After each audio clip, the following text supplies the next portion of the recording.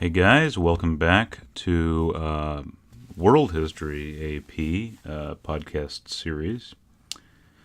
In today's lesson, we'll be covering the beginning of human history, the discovery of agriculture, and the early civilizations centered around large rivers that provided us with the first instances of social stratification, written language, religion, and trade. Most of what we'll be talking about today takes place in the four regions of Eurasia and North Africa. The first agricultural practices occurred in Mesopotamia, the Nile River region of Egypt, the Indus River Valley in modern-day Pakistan, and the Yellow River region of China. One of the most important concepts to understand, and one that will most certainly come up on your exams, is the importance of rivers to the development of agriculture. All of these four regions have major river systems that were able to support the development of agriculture. As agriculture was developed, people began to center themselves in relatively safe, close-knit communities. This led to urbanization, which provided protection for people in their daily lives. Because so many people lived in cities, it became essential for people to specialize their work, with people specifically becoming craftsmen, soldiers, religious leaders, etc. This also meant that social hierarchies became more complex and centered around an elite class of people, often with a semi or completely deified leader. Women and men began to have roles that were different from the ones they may have had in their hunter-gatherer lives, and society became largely patriarchal. Importantly, as civilizations developed, their growth was facilitated by trade between neighboring civilizations, both on the small scale and the large scale. Pastoralists, who had domesticated animals but not plants, were nomadic and therefore were able to bring new technology and resources to faraway lands, allowing vast trade networks to appear between the major regions. While agriculture spread quickly in local regions, distant civilizations were often several thousand years behind. For most of human history, people survived as hunter-gatherers. From 250,000 BC to 8,000 BC, humans developed the first complex stone tools, such as spears and axes, and they also created the first religious practices, such as ceremonial burials where flowers may have been laid on people's graves. We also see sculptures of deities from this time period, such as the Venus of Willendorf. Agriculture was discovered in Mesopotamia sometime around 10,000 BC.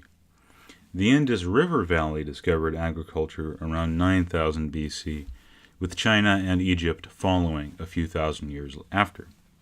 Keep in mind that North and South America also discovered agriculture after this, but we will cover that history in another video. The first evidence of agricultural practices comes from the ancient Mesopotamians around 10,000 BC. It was here that people first domesticated plants, discovered irrigation techniques, and built the first great empires. Important to understand is the necessity of major river systems. The Tigris and Euphrates River provided sufficient water sources for the development of agriculture. Remember the locations of Babylon, the city of Ur, the region of Sumer, and you should also note the general region of Assyria and the land of the Hittites. You can all look that up online. It's very simple. The first major settlements in Mesopotamia were established around 8,000 BC, but it wasn't for several thousand years before great empires began to control large portions of the Middle East. The Sumerians were the first people to form a successful empire, lasting more than 1,000 years. Now, the history of Sumer is divided into many dynastic periods which aren't necessary to know for the AP test. But following these periods was the Akkadian Empire. Under Sargon the Great, the Akkadian Empire expanded, and for 2,000 years after his reign in the 24th century BC, he was still remembered as a great king and a builder of an empire. Around 2200 BC, the Akkadian Empire began to collapse, and governance was returned to the local city-states. This period was followed by the third dynasty of Ur, which is the source of both the Epic of Gilgamesh, a story about life and death, regarded as the first example of great literature, and the Code of Ur-Nammu, a legal code that precedes the Code of Hammurabi. Once Ur fell, the Babylonian Empire soon rose out of a relatively small grouping of several city-states. It wasn't until the reign of Hammurabi in 1700 BC that the Babylonian Empire became a powerful hub for political and technological growth. Hammurabi secured military victories throughout southern Mesopotamia and established the city of Babylon at the center of a great empire. In the northern part of Mesopotamia, at the headwaters of the two rivers in modern Turkey, the Hittites were also a prosperous empire with great warriors. Importantly, the Hittites were in conflict with Egypt and Assyria for much of their later history, which eventually led to their downfall around 1200 BC. Much of the Hittite Empire was absorbed into the Assyrian Empire. Assyria had been a successful kingdom for thousands of years, but much like Babylon, became a great empire only with the help of a great king. Adad-nirari II expanded the Assyrian Empire around 911 BC, eventually controlling most of Mesopotamia and parts of Egypt. Other important things to note about this time period are the creation of ziggurats, which were magnificent temples for the gods. You should also know that there were extensive trade between the region of Mesopotamia and Egypt, as well as India. And most importantly, you should understand that cuneiform was developed here as a way of keeping records. Writing soon developed so that it could be used to write stories and laws. The AP curriculum likes to stress the importance of writing systems, so this is very important to remember. In Egypt, we again see the importance of rivers in the development of agriculture, centered on the Nile, which is a long river that flows from the south to the north. Because of this, the region of northern Egypt is actually called Lower Egypt, and southern Egypt is actually called Upper Egypt because of the flow of the Nile up into the north. You should also note that the region south of Egypt is called Nubia. That's important to the success of the Egyptian kingdoms. Agriculture in Egypt began around 6000 BC on the Nile River. Note how long after Mesopotamia developed agriculture that it spread to Egypt.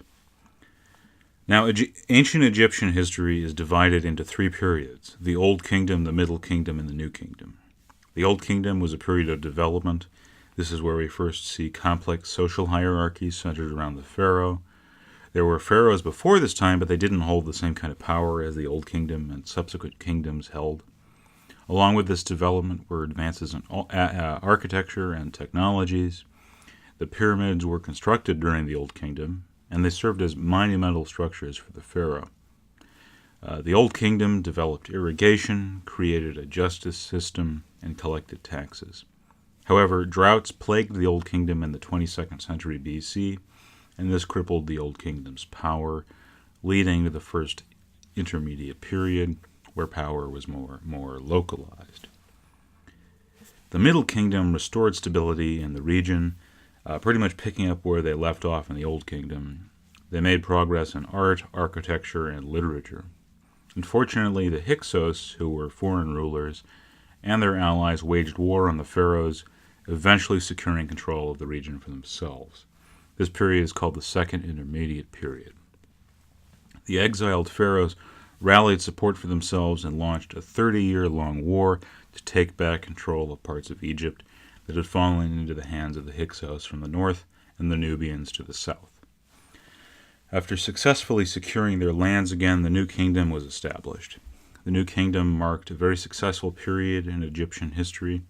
The pharaohs established much-needed trade agreements with Nubia and prospered for hundreds of years under pharaohs like King Tut and Ramses II. Ramses was an excellent military leader who successfully led Egyptian armies to conquer lands in Nubia and the Middle East. Important things to remember about Egypt are the use of hieroglyphics, beginning as far back as 3100 BC. Also note the complexity of their religion, which placed Pharaoh as the physical embodiment of Ra, the sun god, here on earth. You should also note that the pyramids served as tombs for the pharaoh, as well as testaments to their greatness, and that Egyptians also used papyrus, a plant-based paper, for their writing. In China, the two major rivers are the Yellow River and the Yangtze River.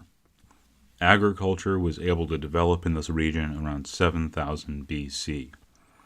Most of Chinese history is divided into dynasties, such as the Shang and the Zhou dynasties, the first major dynasties in China. The Shang dynasty began around 1600 BC in the Yellow River Valley.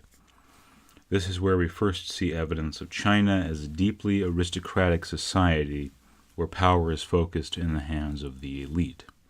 China's growth and success during the Shang dynasty can be attributed to large trade networks with neighboring regions where they traded silk and jade.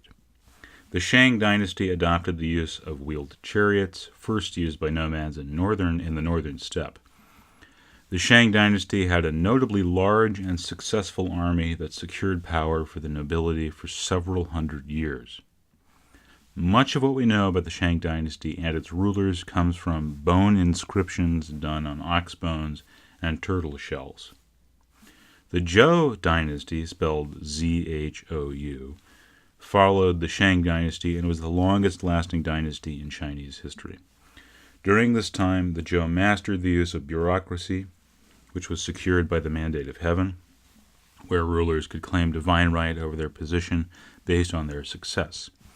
The Zhou nobility allowed for decentralization of power in a feudal system, where local governments maintained significant control over their populations. This decentralization would prove to be successful for hundreds of years, until the Zhou slowly faded away because their power had been stretched too thin. Certain states during the end of the Zhou dynasty gained independence from the royal authority, and this began the Warring States period, which ended with various states holding power off and on for centuries. You need to remember that a large part of China's success was due to its rich resources of silk and jade, a highly valuable commodity in other regions. China developed a pictographic writing system like the one they still use today. It was a highly aristocratic and patriarchal society where much focus was placed on ancestry. You should know that the Indus River Valley is part of modern-day Pakistan, and that the two major city-states were Mohenjo-Daro and Harappa. This is for India, by the way, sorry. Agriculture developed in the Indus River Valley sometime around 9000 BC. We do not know as much about the Indus River Valley civilizations because the Indus script writing they use has yet to be deciphered. But you should know that the golden age of the Indus River Valley was between 2600 to 1900 BC, and that Mohenjo-Daro and Harappa were some of the most advanced cities in the world. They developed city planning, where they had sewage systems. They also had an apparently egalitarian society, where most people lived in relative equality. Unfortunately, we do not know how this civilization met its end. For the AP exam, you should note that the Indus River Valley floods regularly, which would have provided plenty of water for the city-states. Remember also that India is a resource-rich country, and that there is evidence of trade with Mesopotamia. Separately, you should keep in mind that Hinduism was first developed during this time, and the Rig Veda, written in Sanskrit, is a very important text of early Hinduism, which discussed the gods, creation, and philosophical concepts. That just about does it for this video. I promise that subsequent videos will be shorter. We just had so much information to cover here. The most important takeaway should be the rise of agriculture around rivers, leading to the beginning of civilization as people flocked to urban centers. The development of written language as a form of record keeping is also important, And keep in mind that social stratification also occurred during this time, as well as the use of extensive trade routes where information and technology could be shared, as well as resources. I want to thank you for listening to this podcast, the second of our World History series. Please make sure to check out our Patreon page below. The link is in the description. Also, please like and subscribe if you like our content. You can check out our website at learn-ap.com. Thank you guys for listening, and I'll see you on Tuesday with the next lesson in our AP World History podcast.